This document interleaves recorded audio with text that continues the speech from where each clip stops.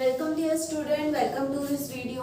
Now as you know हम लोग origin and evolution of life पढ़ रहे हैं। Origin and evolution of life में अभी तक के हमने जो है वो कई सारी सिंपल थ्योरीज देखी, put forth by different scientist to prove the origin of life on earth. ये प्रूव करने के लिए कि लाइफ इस अर्थ पे कैसे आई। उसके बाद में हमने केमिकल इवोल्यूशन ऑफ लाइफ देखा which was proposed by operon and हेल्डेन और जिसे सपोर्ट किया सिडनी फॉक्स ने। ये सब पूरा जो है उसके बाद में हमने उसके स्टेप्स देखी कि chemical evolution step wise manner में ओपेरन और हेल्डन ने एक्सप्लेन किया है कि क्या क्या कब कब कैसे कैसे हुआ होगा। उसी को सपोर्ट करते हुए अरे और मिलर, ये स्टूडेंट और टीचर की जोड़ी है, ठीक है। अरे और मिलर जो है ये अरे was a student and Miller जो है वो उनके टीचर थे। दोनों ने मिलकर एक एपरेटस बनाया है। The whole apparatus is made up of glass. ये जो भी एपरेटस है ये पूरा ग्लास से बना हुआ एपरेटस है और ये केमिकल इवोल्यूशन को एक्सप्लेन करने के लिए या बोल सकते हैं हम कि एक्सपेरिमेंटली प्रूव करने के लिए उन्होंने ये एपरेटस को डिजाइन किया और इस एपरेटर के थ्रू उन्होंने एक्सप्लेन किया है कि केमिकल इवोल्यूशन ऑफ लाइफ जो है वो कैसे कैरी आउट होगी। केमिकल इवोल्यूशन ऑफ लाइफ जो है इसको इस एक्सपेरिमेंटल एपरेटस के थ्रू पूरा एक्सप्लेन किया है with each and every step जो एक्सप्लेन किया था ओपेरन और हेल्डन ने। Now during this whole experiment उन्होंने क्या किया, सबसे पहले इस पूरे ग्लास के जो एपरेटस हैं इसको स्टेरलाइज किया, ठीक है। स्टेरलाइज इसीलिए किया क्योंकि इसमें किसी भी प्रकार का माइक्रो ऑर्गेनिज्म प्रेजेंट नहीं रहना चाहिए और जैसे कि हमें पता है कि microorganisms are omnipresent, they are present all over.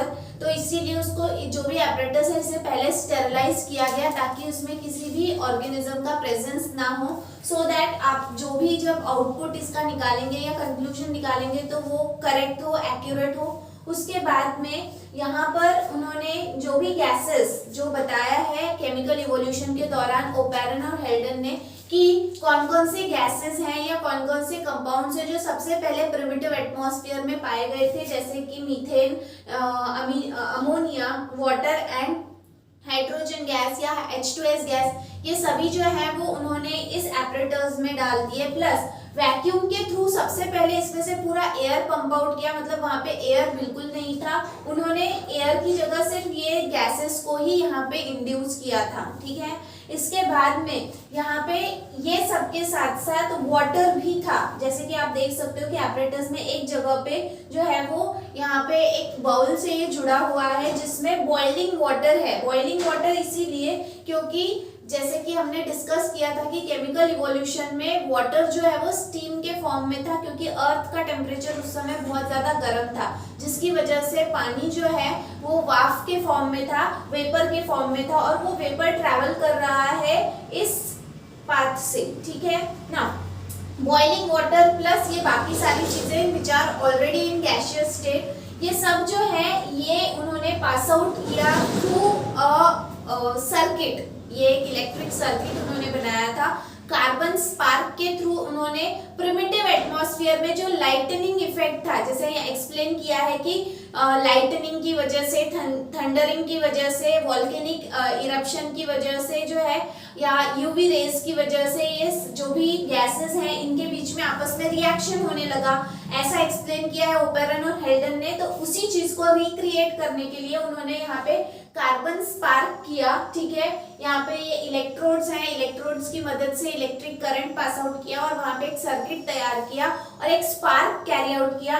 इस स्पार्क जो है इसको इन गैसेस के थ्रू प्लस वाटर वेपर के थ्रू जो है वो पास आउट किया, मतलब जो भी ये स्पार्क है इसके थ्रू ही ये सारी गैसेस जो है ये यहाँ से ट्रैवल करेंगी। अब इसके बाद में उन्होंने नीचे अगर आप देखोगे तो कंडेंसर जो है वो वहां पे अटैच किया है। कंडेंसर का काम क्या है, तो कंडेंसर में यहाँ पे देखो water out water in, water in मतलब यहाँ से इस कंडेंसर, कंडेंसर मतलब ये बाजू में एक कवरिंग है या कुशनिंग है जिसके थ्रू पानी जो है वो ठंडा पानी इस कवरिंग में डाला जाएगा और वो ठंडा पानी जो है जब वो गर्म हो जाएगा तो वो बाहर निकाला जाएगा। ये ठंडा पानी जो है वो वाटर वेपर को कंडेंस करने के लिए या फिर जो भी ये गैसेस हैं इलेक्ट्रिक स्पार्क में जाने के बाद में जब इन्हें ठंडा करना है, तो ठंडा करने के लिए, क्योंकि जैसे पता है कि इलेक्ट्रिक स्पार्क और ये सारी चीजें जो है वो कब हो रही थी, जब बहुत तेज बारिश हो रही थी, और बारिश के चलते जो भी ये सारे सब्सटेंसेस हैं ये इसमें डिसॉल्व हो गए और पानी के बॉटम में जाके, मतलब जो भी वाटर बॉडी है उसके बॉटम में जाके सेटल डाउन हो गए। ये एक्सप्लेन किया है ओपेरन और हेल्डन ने, और उसी को उन्होंने क्या कहा था, प्रिमिटिव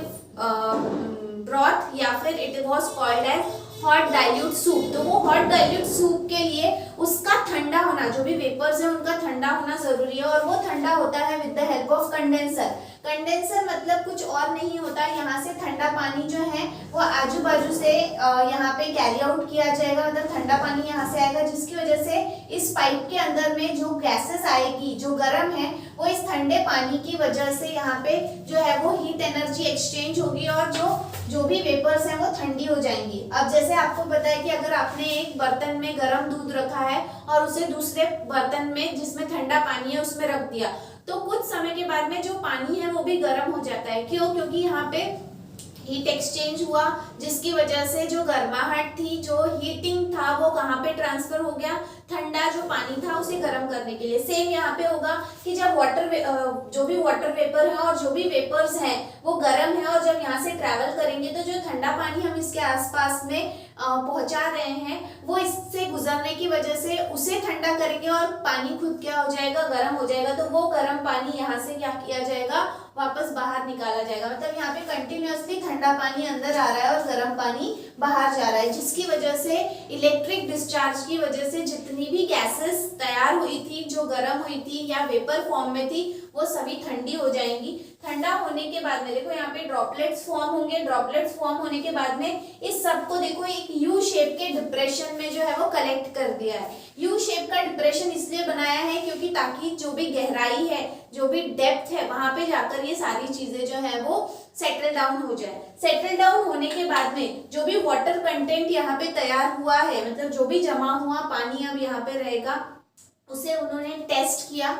इसे जो है यहाँ जैसे आप देख सकते हो कि यहाँ पे रबर स्टॉपर है, यहाँ पे रबर स्टॉपर है। रबर स्टॉपर इसलिए क्योंकि यहाँ से आप चीजें निकाल सकते हो या फिर डाल सकते हो।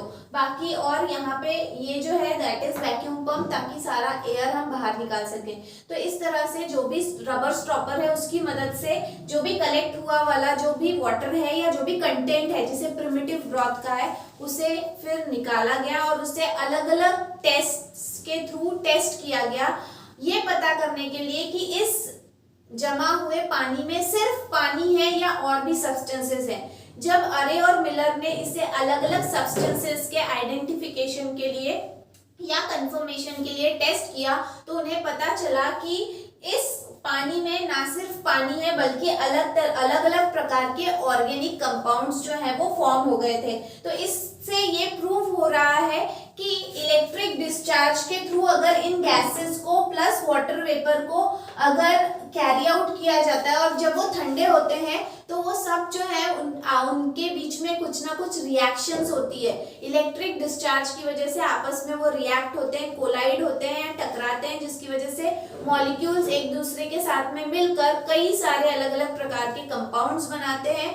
वो कंपाउंड्स जो हैं वो वाटर के साथ में कंबाइन होके इस डिप्रेशन में कलेक्ट हो जाते हैं। डिप्रेशन में कलेक्ट होने के बाद में जब हम उस पानी को अलग अलग कंपाउंड के लिए टेस्ट करेंगे तो वो सारे के सारे टेस्ट कंफर्म हो जाएंगे और इससे ये प्रूव होगा कि जो भी ये पानी यहाँ पे कलेक्ट हुआ है इसमें सिर्फ और सिर्फ पानी नहीं है, इसके अलावा कई सारे मिक्सचर हैं ऑर्गेनिक कंपाउंड के, जो कहीं ना कहीं ओपेरन और हेल्डन के केमिकल इवोल्यूशन ऑफ लाइफ की जो थ्योरी है उसे सपोर्ट करते हैं। और इससे ये प्रूफ होता है कि जो भी इस अर्थ के ऊपर लाइफ की शुरुआत हुई वो नॉन लिविंग थिंग से हुई, वो नॉन लिविंग थिंग से फिर लिविंग थिंग में कन्वर्ट हुई और इस पूरे कन्वर्जन के दौरान केमिकल रिएक्शन या केमिकल नेचर सबसे ज्यादा बड़ा क्राइटेरिया है, रिस्पॉन्सिबल है, जिसकी वजह से लाइफ इस अर्थ के ऊपर स्टार्ट हुई है।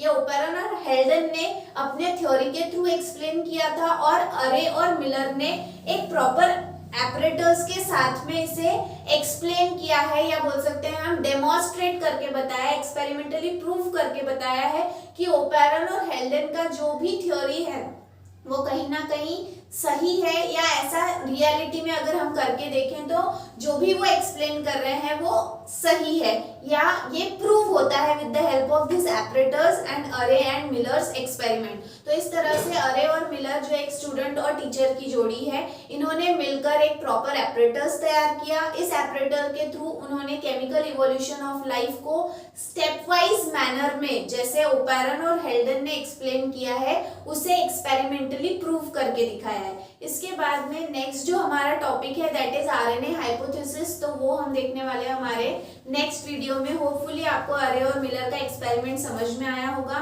ये एक्सपेरिमेंट एग्जाम में आता है। अगर एक्सपेरिमेंट एक्सप्लेन करने नहीं आया तो डायग्राम जरूर आता है, मतलब डायग्राम आएगा या फिर एक्सप्लेनेशन के साथ में आएगा, बट इसके चांसेस ज़्यादा होते हैं एग्जाम में आने के लिए, तो इसीलिए आप लोग इसको प्रॉपरली पढ़ेंगे। तो इस तरह से आज का ये टॉपिक यहाँ पे खत्म होता है। जो भी आगे का टॉपिक है we will be taking in our next video. तो आज के लिए इतना ही। Till then thank you very much.